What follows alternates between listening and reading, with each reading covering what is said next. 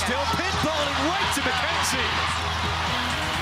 In transit, McKenzie got it, plus the foul. A three-point play machine, and what a bounce for Illinois at home. A program record, 8 straight wins. Their heart and soul continues to produce victories. What a story Illinois has been. We look at our big stat presented by CDW. You heard 8 straight conference wins, longest such streak in the history of the program. Doing this in just the 3rd year under Shauna Green after she came over from Dayton. Made the NCAA tournament in her first season for the first time in 20 years. They won the WBIT last year.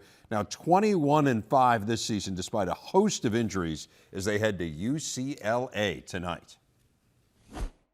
And the head coach of the Fighting Illini, Shauna Green, joins us now. And Coach, this is one of the best stories in college basketball this year. A team that has just been ravaged by injuries, unfortunately, as we will talk about here, but just keeps on winning. And now in the top 25 again this week. I understand that doesn't have bearing on the NCAA tourney or on winning the Big Ten or any of that stuff.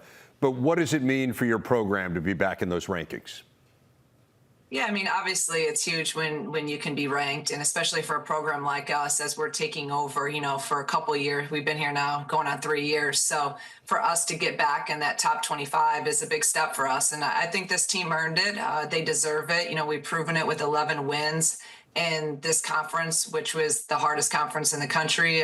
Just won some really tough games, and doing it all while, like you said, kind of undermanned. But that doesn't matter. This team, we may not be the deepest team, but we got a lot of heart, we got a lot of fight, and they're proving that every single night. So for people who are maybe just catching on to this story, help them understand the injury issues that you have had this year, because it really goes back to the preseason, and honestly, it's just kind of gotten worse and worse as we've gone along. Yeah.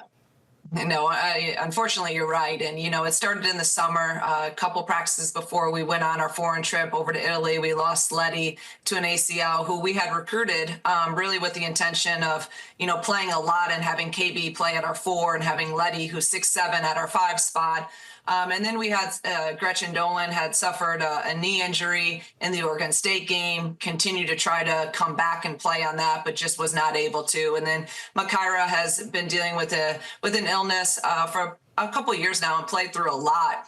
And just, she had to make the tough decision as well that at this point, like, her body just cannot sustain it. So we've had Shea Bolin with a back injury. It's just been one thing kind of after another. And then in the last game in Nebraska, we had Jasmine, who has been starting for us pretty much all season, pulled up with the hamstring, and now she's going to be out for a little bit. So, like I tell them all the time, no one cares. No one's going to feel sorry for us. So we just got to have that next woman up, and we got to continue to be resilient, continue to stay together and connected, and just make up for it in other areas. And that's effort and togetherness. And I do want to talk about kind of how you've adjusted, how you play, but just personally as a coach. Like, I think about, you mentioned Makaira Cook, who you recruited back at Dayton and is someone you've just known for a long time and has been such a part of this build. Like, how hard is it as a coach to see her and some of these other players not be able to participate in what you're doing?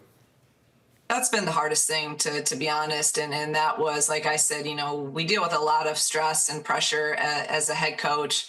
That couple months or month and a half when, you're dealing with kind of Makaira making some of these decisions, and Gretchen, it's hard. And it was hard, for me, just personally, emotionally, because of the relationships and because how hard it is on them to not be able to be out there and playing. But at the end of the day, it's about what's best for our kids and their health. And I support them 100%. And now our bench and a lot of our kids that are out, if you watch them, I mean, they are bringing the energy. They're a huge piece to this team, and all of them, and Makaira especially, is a huge piece still to this team as a leader. Even though she's not out on that floor, she gets us going and is the first one leading all the cheers. So, I love this team to death. I love those guys to death. And, it's unfortunate. You want them to be out there playing and be a part of it. But the health is a number one concern.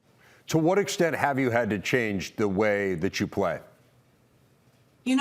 We haven't really changed a lot of how we play. We're still trying to play fast and our Phoenix transition. Now that may look a little bit different in the fourth quarter. We're pretty, we'll take it when we can get it, some of those moments. But otherwise we'll walk the ball up a little bit more in the fourth. Our guys have been unbelievable in terms of staying out of foul trouble and having and building their stamina and their endurance. I save my timeouts if I need them to give them a break in the fourth quarter. Even at Nebraska, I called a couple timeouts just to really get them refocused, let them get a breather, because we don't have those subs to put in. So I gotta be really smart with utilizing timeouts. I think the biggest change has been just coming in practice. You gotta be really smart with your practice times, because you just don't have enough bodies.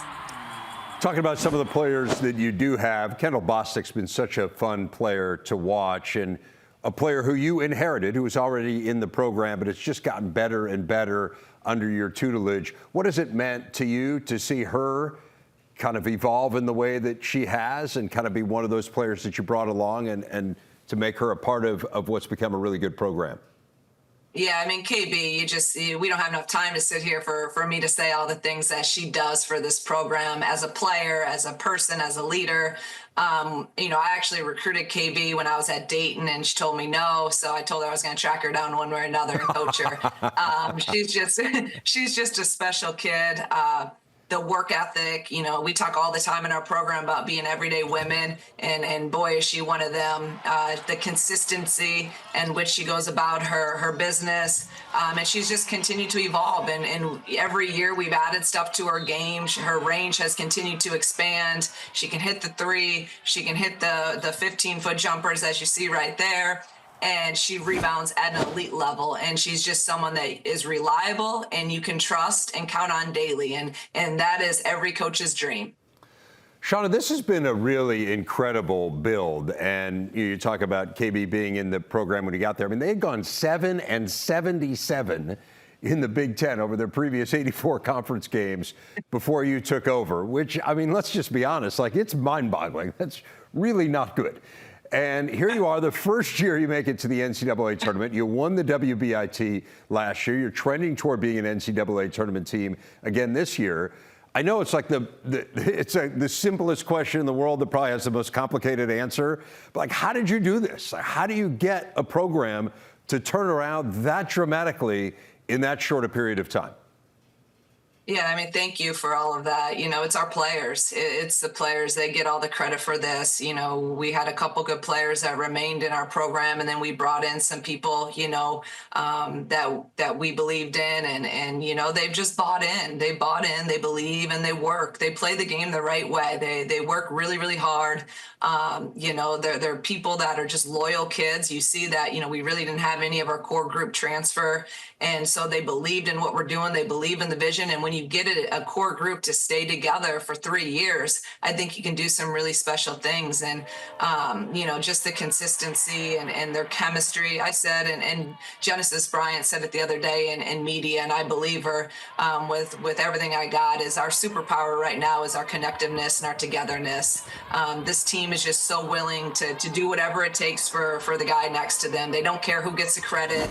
And they just really celebrate each other. So it's a special group of young women. It's a special team, and they're putting together a really special season.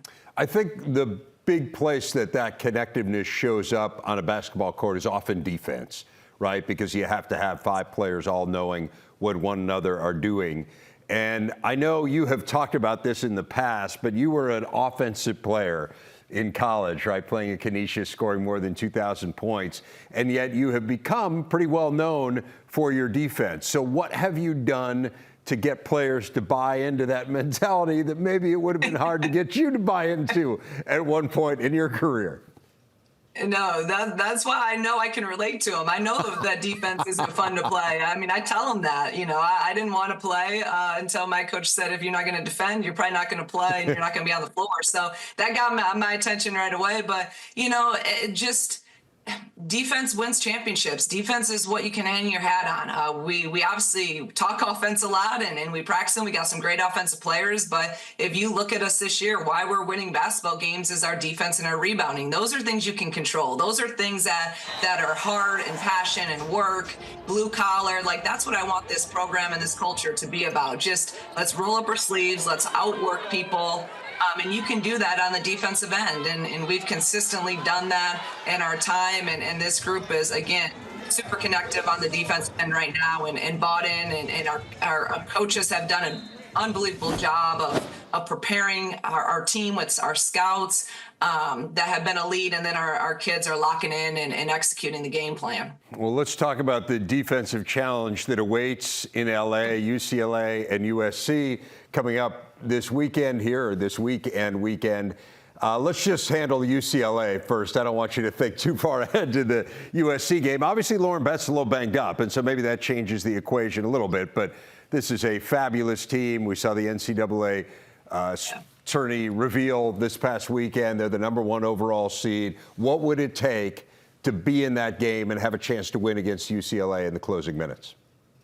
Yeah, I mean, they're just so good. You know, I'm watching film on them right now, and with Betts, they're obviously just they're super, super, super hard to guard. And then without her, they're still really, really good. I was just listening to the last game, and I think they said they have 4 All-Americans on their bench. I mean, you know, that's just it's unbelievable what Corey's doing there, and have a ton of respect for them. So it's going to be tough. We know that, especially on the road. But you know, like anything, we prepare, whether it's UCLA or whoever it is, we prepare with the same elite preparation and confidence and belief that you're going to go in there and compete and try to win that game. So it's going to take us, you got to shoot well, you got to hit some shots, and then we're going to have to be the best version of ourselves defensively.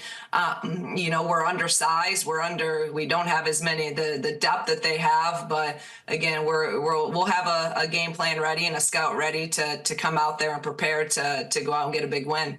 Shauna Green, looking forward to that one and looking forward to see where the rest of the season takes the Illini. Been a fun ride so far. Really appreciate your time, Coach. Thanks so much. Thank you so much. I appreciate it.